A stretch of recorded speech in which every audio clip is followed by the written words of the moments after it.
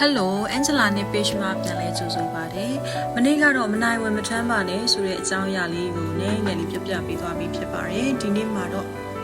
နေတဲ့အောင်လေးပါဆိုတဲ့အကြောင်းအရာလေးကိုနောက်ထပ် sharing လေးထပ်လုပ်ပေးချင်ပါတယ်။ကျမတို့လူတိုင်းမှာသူများကိုအကြံပေးခြင်းနဲ့စိတ်စေတနာတွေလူတိုင်းရင်ထဲမှာအပြည့်ရှိနေတတ်ပါတယ်။ဒီလိုလုပ်ရင်ပိုကောင်းမယ်။ဒီလိုဆုံးဖြတ်ချက်ကမှားနေတယ်နော်။ဒါနဲ့ဆိုပိုအဆင်ပြေမယ်ဆိုပြီးဝင်ပါမိတတ်တာတွေရှိပါတယ်။ဒါဟာမကောင်းတဲ့စိတ်တော့မဟုတ်ပါဘူး။လူတိုင်းမှာရှိတဲ့သဘာဝစိတ်သဘောတဘာဝလေးတစ်ခုပဲဖြစ်ပါတယ်။ဒါပေမဲ့ဒီစိတ်စေတနာကနေရာတကာဝင်ပါနေသလိုဖြစ်နေတတ်ပါတယ်နော်။သတိထားဖို့လည်းလိုအပ်ပါတယ်။ကိုသိနေတာမြင်နေတာတွေ့ရင်ကိုဟာကိုမနေတတ်အားမလို့အားမရစိတ်နဲ့ဝင်ပါမိတာတွေအမြဲတမ်းဖြစ်နေကြုံနေရတာပဲဖြစ်ပါတယ်။ဝင်ပါလို့တစ်ဖက်လူကလက်ခံရင်တော့ကောင်းတာပေါ့။လက်မခံရင်ကိုစိတ်နဲ့ကိုဟာကိုစိတ်တူရဒေါသထွက်ရစကားများရနောက်ဆုံးတော့လေစိတ်ပင်မဲ့ရတာကကိုပဲမဟုတ်ဘူးလားနော်။အဲ့ဒီအတွက်ကိုကသိနေတယ်မြင်နေတယ်ဆိုပေမဲ့နေရာတကာဝင်ပါနေရင်လည်းကိုအတွက်အဆင်ပြေမနေသလိုတစ်ဖက်လူအတွက်လည်းအဆင်ပြေမနေဘူးဖြစ်ပါတယ်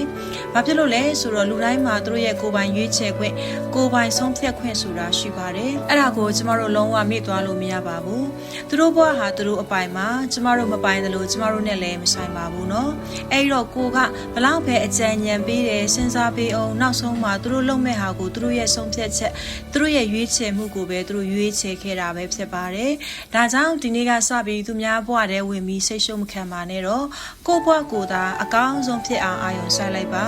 ကိုယ်ပန်းနိုင်တဲ့အတွက်အာရုံစိုက်ပါကိုယ်အိမ်မက်တွေကိုအကောင့်ထဲပေါ်ပါကိုယ်ကျန်းမာရေးစိတ်ခံစားချက်ဆက်ဆံရေးတွေကိုဦးစားပေးဖို့ကိုယ်ဘဝကိုအကောင်းဆုံးဖြစ်အောင်သာနေလိုက်ပါနော်အဲ့ဒီလိုမှမဟုတ်ဘဲသူများဘဝတွေကိုလိုက်ဝင်ပါနေမယ်ဆိုရင်တော့သူတို့လည်းစိတ်အနှောက်အယှက်ဖြစ်တယ်ကိုပြောတာကိုလက်မခံရင်လည်းစိတ်တူရတယ်ကိုပေးမဲ့အချိန်တွေသူများကိုပေးမိနေတယ်ကိုဂရုစိုက်ရမယ့်ဟာကိုသူများကိုဂရုစိုက်မိနေတယ်ရလက်ကနှစ်ဖက်စလုံးအတွက်အဆင်မပြေနေပါဘူးနော်ဒါကြောင့်ကိုနဲ့မဆိုင်ရင်ဝင်မပါပါနဲ့ဆိုတဲ့သဘောတရားကတခြားသူကိုဂရုမစိုက်ပါနဲ့လို့မဆိုလိုပါဘူးသူ့ဘဝကိုသူ့အလိုတိုင်းထားလိုက်ပါလို့ဆိုလိုတာပဲဖြစ်ပါတယ်နော်သူတို့လိုအပ်လာရင်ကူညီဖို့ဖေးမပေးဖို့အဆင်သင့်ရှိနေပေမဲ့သူတို့ဘဝကကိုကလိုက်ပြီးနေရတကာဝင်ပါနေဖို့မလိုအပ်ပါဘူး